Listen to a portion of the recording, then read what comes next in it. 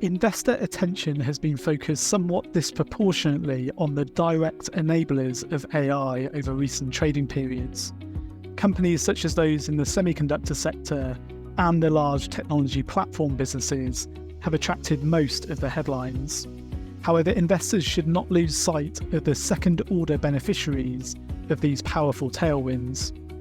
The forecast increase in power requirements to enable AI and the anticipated data traffic growth, coupled with the electrification of the grid associated with the energy transition, will clearly require an enormous amount of ongoing investment. The asset bases of the listed infrastructure sector, on which many earn a regulated return, look set to grow materially, and we believe the government backdrop towards this sector in most of the developed economies is turning more favourable as policymakers appreciate the critical role these companies will play in enabling the required build-out of these ever more strategically important assets. Following the Federal Reserve ending the market debate about whether a 25 or 50 basis points interest rate cut would kick off this cycle of policy trajectory change, this was a great time to catch up with listed infrastructure investor Shane Hurst at Clearbridge. Welcome to the Investor Insights podcast, hosted by Killik Co. My name is Gordon Smith, and in each episode, I'll be interviewing portfolio managers from across the investment industry to gain from their expertise in the specialist areas in which they invest, and to question them on topical issues. You can access the full series of interviews via the playlist on the Killik Co YouTube channel, or by searching for Killik Co's Investor Insights on Spotify, where you can subscribe and be notified of future episodes. We hope you're enjoying the discussion so far, and you can get in contact with us about any of the topics discussed via the email address investorinsights@killik.com. Killik Co is an independently owned wealth manager which opened its first office in 1989 and provides services to help families save, plan, and invest. And you can find more details on the unique ways in which we do that at our website, killik.com. In this episode, we were joined by Shane Hurst. Shane has 27 years of investment industry experience and joined what is now Clearbridge Investments in 2010, following analyst roles at Hastings Fund Management, Tribeca Investment Partners, and AMP Capital Investors. Shane sits within a team of 4 experienced co-managers at Clearbridge, the sizable investment firm which is owned by Franklin Templeton.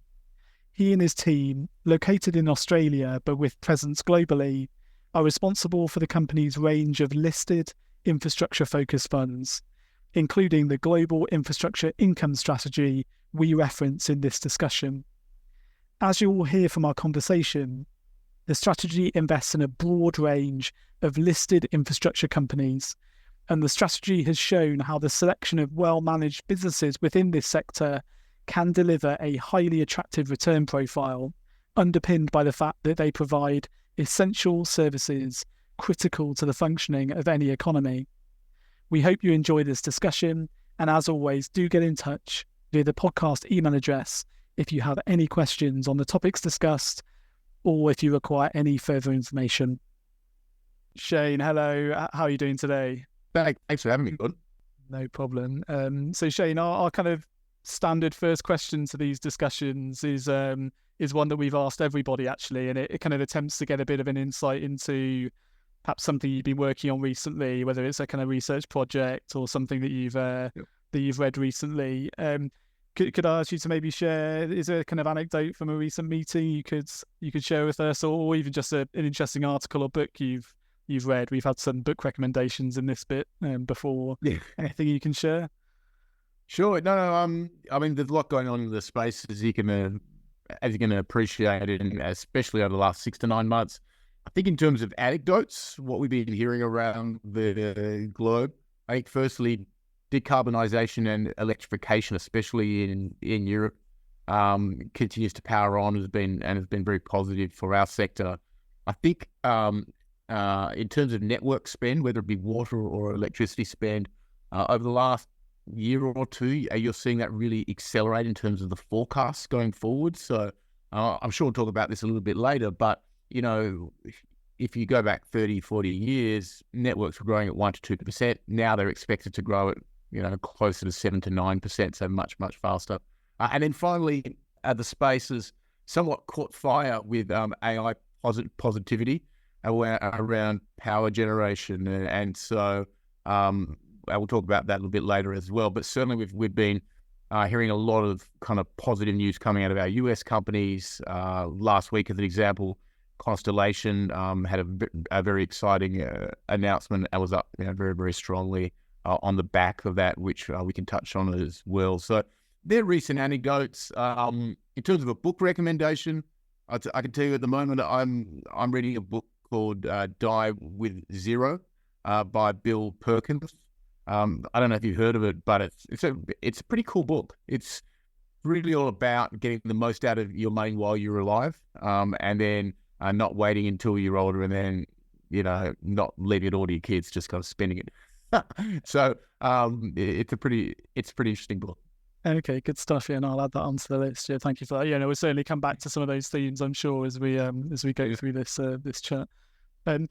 Shane, perhaps just to frame the discussion first off, could you maybe just give us a brief summary of kind of how you define your investment universe? Just give us a kind of sense of what those kind of different businesses, there's kind of various groups that kind of could make it into this portfolio, what that looks like in the listed infrastructure space. Yeah, sure. And look, to your point, it's really important in our space to define our universe, really so we can get that risk-adjusted return that we try to deliver and have been successful in delivering that to clients, that stable dividend. How do we do it? Well, we aim to exclude volatile cash flows from the universe. We exclude companies like energy retail, E&P, logistic businesses, construction businesses. Companies like Centrica or Drax are not within our universe, really because we can't accurately forecast cash flows going forward. We also exclude illiquid assets, so that they're those assets that we really can't trade in and out in volatile periods. And the reason you invest in global listed infrastructure is to take advantage of those dislocations in infrastructure, and so you need that liquidity to do that. So in terms of the key focus, regulated and contracted utilities. So these are your highly contracted or regulated water, electric or gas utilities. They tend to be defensive. They tend to be high income. We also invest in areas like user pay assets. So whether they be airports, communication assets, ports, road, rail companies, under long-term concession contracts. What's important in terms of what we get out of our universe in the end are those companies that can pass through in inflation, whether it be direct or indirect. Diversification, so they add to the diversification and have a low correlation versus most major asset classes. And then finally, and probably the most important, they're essential services. And so they're often monopoly or duopoly assets that are essential to the functioning of society. Yeah, no, thank you for that. No, that's really helpful. I mean, you mentioned a range of assets. I mean, utilities are quite a key component of the strategy, albeit, as you've just explained, it's not the kind of only thing going on there. We occasionally find that the kind of utilities are sometimes a bit misunderstood, the economic models of a utility. Could I ask you just for maybe a kind of quick teach-in of kind of what are the long-term drivers of a utility business, the kind of economic model there? Yeah, and I'd love to, because I think they are heavily misunderstood, and they're honestly, and I'm clearly biased, but they're some of the best assets in the world because they tend to be monopoly assets. So let me talk through the economic model. So regulated utilities tend to be water, gas, or electric utilities, and that's been the evolution. They're monopolies, and as such, they're regulated, and their pricing and their asset base is in fact regulated. So what does that mean? Well, it essentially means every year capital spend basically increases the value of the assets. Depreciation brings it down, or costs bring it down on a capital basis. And that just basically, increases every single year. Regulatory reviews tend to happen every 4 to 5 years. And then you get adjustments for inflation, depreciation, capital spend, etc. So the reason they're such fantastic assets is that asset base tends to increase year on year on year on year as you get greater in investment, and that investment tends to outpace the depreciation of those assets. You then get a regulated return, and that is adjusted for inflation. You get a fair return on equity, a fair return on debt with a capital structure, and historically what that's meant is a regulated utility would get a return on equity of anywhere from kind of nominal 8% to maybe 13%, which is actually very, very attractive in a monopolistic sense.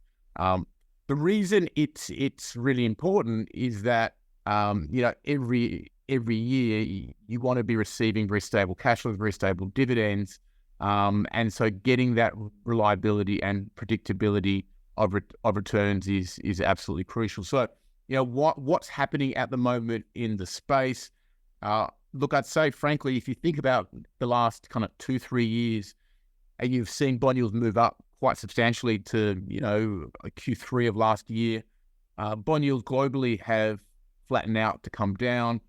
Obviously, central banks are easing, so that's a very good place for long duration utilities to sit. And then we have those thematic drivers, right? So, decarbonisation, the investment in renewables, electrification, the network investment I mentioned, which is just astounding, whether it is areas like investment for physical asset risks, so to guard against storms or fires, electrification, whether it's other areas like aligning supply chains, that's quite explosive. So, as I mentioned before, that kind of 1 to 3% growth in asset base has turned into kind of 7 to 9%, even 10% in some circumstances. And then finally, the AI theme, which certainly has led to some very strong performance out of our utilities, especially our US utilities. As you've seen, the demand for electricity forecasted to grow at very, very high levels. So just to throw out a number, just to put it in context, expectations from the IEA, the growth in power coming from data centers will grow at 14% per annum over the next 3 years. So that is just astounding when you think, these are historically generation assets that have had power demand at close to flat, right? So, very substantial amounts of growth. So, kind of in summary, regulated utilities are fantastic assets and are certainly in a sweet spot now. Yeah, no, thank you for that. I wondered if we could maybe explore that kind of AI drivers a little bit more. Perhaps you wrote quite an interesting piece of commentary recently, which I picked up, which talked about how the sector's kind of standing to benefit from the kind of the data growth and the power requirements for that.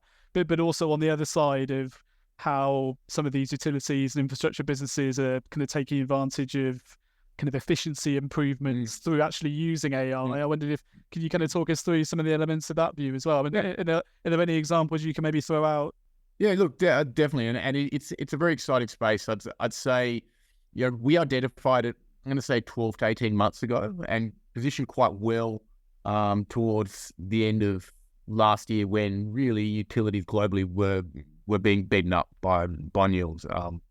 Firstly, that power demand that I just talked about. So increased demand for electricity essentially means for a regulated utility, if you put a data center in your catchment area, they will subsidize residential bills. And so they'll pay a much higher rate for electricity, which means residential consumers tend to pay far, far less. So that's one big benefit. Obviously, most of the AI growth is coming from your hyperscalers, your Amazons, your Microsofts, Googles, and they all have net zero ambitions. So, a second big benefit is, as you've seen, wind and solar and really any renewable growth expectations increase. And, versus our and BNEF's expectations a couple of years ago for solar and wind growth in the US, this is essentially doubled, right? And the reason is, the only way you're going to satisfy the demands of some of these hyperscalers is by building more renewables, storage, nuclear, frankly, and also gas, right? Because coal's being retired. But at the forefront of this is more wind and solar. So that's a big positive. And look, the final point in terms of revenue drivers is you put a data center into your area, there's a lot of spend that goes on to connect that data center to the grid, to in terms of distribution. Sometimes the voltage is higher. The actual spend around the construction, which sometimes is also captured by regulated utilities, depending on their structure. So that gets rolled into an asset base, and we earn a regulated return off it. So, three very strong reasons that utilities will benefit. Now, in terms of the other side, which is interesting because it's not often talked about and certainly doesn't have the hype of the the power demand conversation that's out there. I think you're right in terms of improved efficiencies, operations of the grid, reduced waste, and certainly in terms of customer service. The more menial tasks will be handled by an AI bot, and no doubt you'll see the more complex handled by customer service. But I think what's really underestimated is what AI will do to smart grids. And I'll just spend just a minute talking about smart grids. So a smart grid is the ability of an electricity grid to basically adjust the flow based on a number of things, right? It could be storms, so it reduces outage. It could be demand. It could be supply surges. And so what you see in places like California, who's at kind of the leading edge of this, is you're able to not only manage outages far, far better by shutting lines off and firing lines back up, use essentially optical fiber through those cables to actually work out when there are sensitivities around outages there as well. But also, and this is really key as well, give customers choice, right? So as a customer, I can choose when to use my electricity based on cost.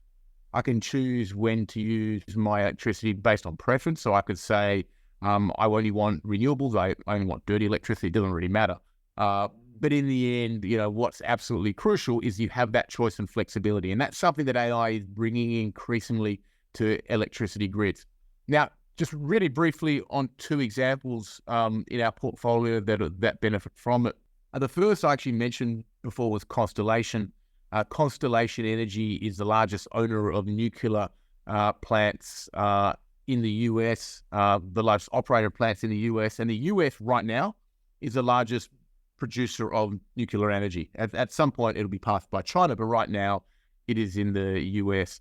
And the benefit of nuclear power is it's 24/7 carbon free. And so if you think about a Constellation Energy, this huge fleet of nuclear power plants, they can sell their energy to these hyperscalers at a large premium to what's being sold in the market. And we saw that last week with a transaction with Microsoft. So that's an existing position in the portfolio, and certainly has been one of our best performers over the last 2 to 3 years. Second one is NextEra Energy, and NextEra is the largest owner of wind and solar in the US. They also own a regulated utility in Florida, but they're a massive beneficiary of this demand for renewables and demand for clean energy. And so what you've seen from them is a ramp up in what they call their backlog, the amount of wind and solar they need to build, and then increasing amounts of contracts with your hyperscalers like your Amazons and your Microsoft. So certainly a number of more examples, but they're two that really benefit. Yeah, we saw that deal from Constellation Energy announced right at the end of last week that they're restarting the plant on the 3 Mile Island site in the US. Aren't they? Quite an interesting deal. It'd be quite insightful to see the pricing terms that Microsoft end up paying for that, the ability to get obviously a very long-term power source for what looks like a very strategically important asset for them. Thank you for highlighting that. Shane, we can't not talk about valuations. Could I ask you to maybe just kind of talk us through what they look like in the infrastructure sector, perhaps relative to history, and also, I mean, you kind of briefly mentioned it earlier, but the prospect of potential further interest rate cuts in this point of the cycle? What do valuations look like on that context? So look, when we talk about valuations, the best way we think about it is in terms of our IRRs of our portfolios. Because when you think about it, our universe, the income universe, basically we run IRRs on our entire universe. Then we pick stocks from that. And so when you look at the current IRR, which is our forward-looking view of equity returns, and this obviously excludes taxes, excludes fees, and is purely a forecast. But when you look at the IRR in the portfolio at the end of June, it was 15%. So what does that mean? Well, it means we would expect out of our portfolio at the end of June, 15% per annum over the next 5 years. Now, clearly it's a forecast. Will it come in a straight line? No. But what we have observed is that's one of the highest levels it's been historically. I looked back on it just actually before this call just to double check, and it's really only been there twice. And when you look at the return that's actually come after that, and again, this is based on history, right? So there's no forward-looking statements here. When you look at the return that's come after that, once you've hit that 14 or 15% return, you've seen an 8% return the 6 months after, a 21% for the next year, and 14% per annum for the 3 years from that point. So to sum it up, valuations are and have been very attractive.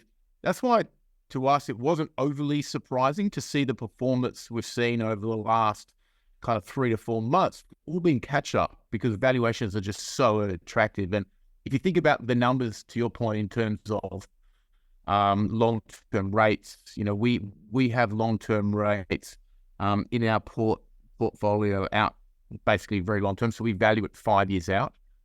So we're not using spot rates, so they don't come down. They're normalized through the cycle. And so these are true valuations. And so valuation-wise, as I mentioned, some of the most attractive times we've actually seen whilst we've been managing this portfolio. Yeah, no, good prospects there. Thank you for that. I appreciate we're talking to you over Zoom over in Australia, but the UK's a component of the index, albeit I appreciate it's not the largest component for sure. But given that many of our listeners are UK based and therefore in the UK infrastructure businesses are household names in many instances. Could I ask you maybe just to briefly talk about, just to give a kind of a sense to listeners, your exposure to the UK and perhaps what you are and aren't investing in this domestic market? Yeah, look, we like the UK market and have always had a reasonable share of the portfolio in there. And currently it's about 9%. In terms of the stocks we own, Severn Trent, Pennon and Grid. The UK water weight is at 5.5%. And we think, look, there's no doubt we're seeing the early signs of constructive regulation through the draft. The final decision is obviously close to Christmas, the 19th of December. And look, whilst it's very noisy, and there's no doubt it's noisy, and obviously when you're living in the UK, and I go multiple times a year to speak to you guys, I speak to see companies and stuff like that.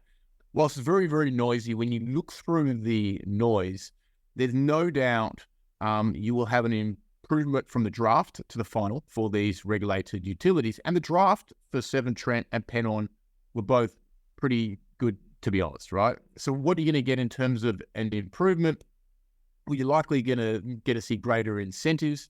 You're going to see an improvement on the return, so the WACC, and you're also likely to see better CapEx allowances. So they're all improvements. If you think about the draft decision on what it delivered for Severn Trent, it delivered 28% real real growth in their CapEx over the next 5 years. In their asset base over the next 5 years. So, essentially when you compare that to what the asset-based growth was in the previous 5-year period, it was only 10%. So substantial amounts of asset-based growth and an attractive return. And in the case of Severn Trent, a balance sheet that's in great shape because they just raised equity last year. And actually, we were the second largest taker up of stock in that after the Qataris. So, we really like 7, Trent, as an example. Dividends will track inflation, and we think there's a number of compelling catalysts. Now, Thames, there's no doubt, obviously, can be a touchy subject, and there's no doubt it's created noise. Our view, which is probably consensus, frankly, is that it won't be nationalised. You will get flexibility from Ofwat, the regulator, and so the debt holders will come in and basically take a haircut and inject some capital with some concessions. I'd say in terms of National Grid, a different proposition. The regulatory risk there is somewhat come and gone. They're disposing of about £2.5 billion of assets.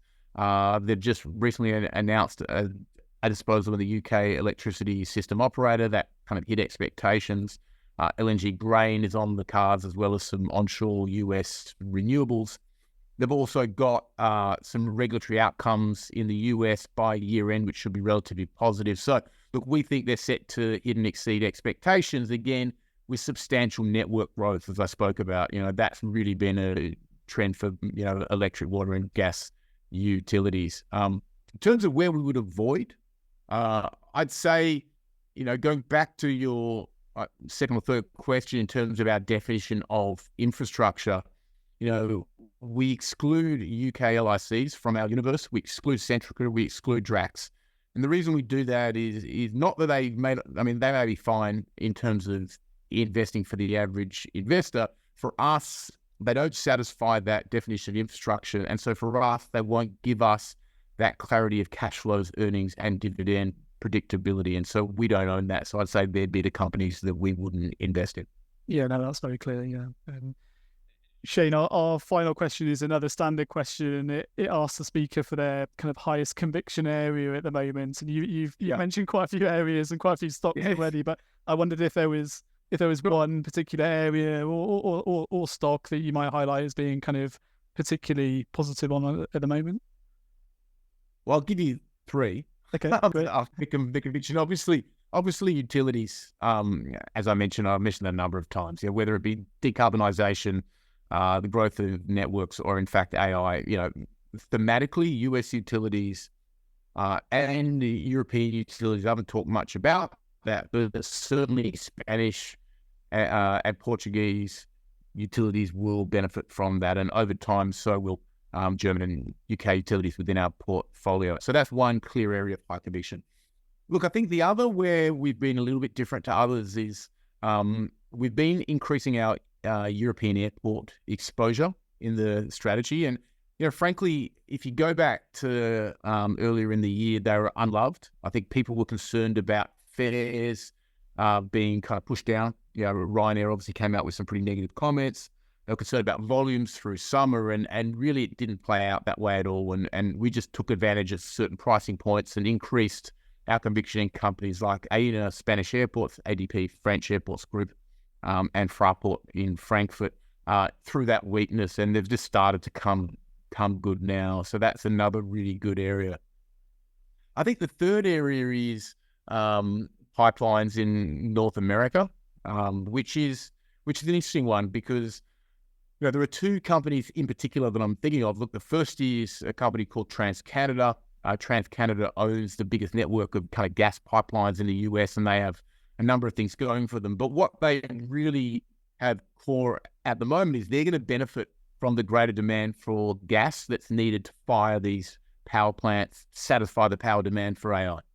And there's no doubt about that. And so they're seeing that very early stage of growth. That'll lead to greater capital spend in their pipes. The other one is Enbridge. So Enbridge, a Canadian pipeline owner and operator. What's happened in Canada, which is very unusual, and I've looked at the space for 25 years, is you have greater what they call takeaway capacity than you've ever had. So you have greater amounts of capacity in terms of pipeline capacity coming out of Canada to the US than you've ever had. And that's massive. And so what you're seeing is a lot of the oil guys, the oil producers in Canada, are starting to ramp up their production, and that's going to benefit Enbridge as they continue to invest in their network in Canada and into the US. So, look, we are very, very positive, as you can hear, about our current positioning in the strategy. very positive about returns. There's certainly the ability to deliver not only that income through the cycle that we've talked about previously, but also very attractive capital. Yeah, no, thank you for that. Yeah, really interesting to hear you talk about those 3 days. It just shows kind of how critical each area is, but also how varied the sector is as well. But, some good examples there. And Shane, thank you so much for your time. Really appreciate it. Always good to chat to you. Pleasure, Gordon. Thank you for listening to the Investor Insights podcast, hosted by Killik Co. You can get in contact using our podcast email address, investorinsights@killik.com. For more information on any of the topics discussed, or for further details on the services offered by Killik Co. This podcast is not personal advice. The content is intended for educational purposes only and is not investment research or a recommendation to buy or sell any financial instrument or product, or to adopt any investment strategy. The value of your investments can rise as well as fall, and you could get back less than you invested. Past performance is not a guide to future performance. The investments referred to in this podcast may not be suitable for all investors, and you should seek advice from a qualified investment advisor. Killik Co is authorised and regulated by the Financial Conduct Authority, the FCA.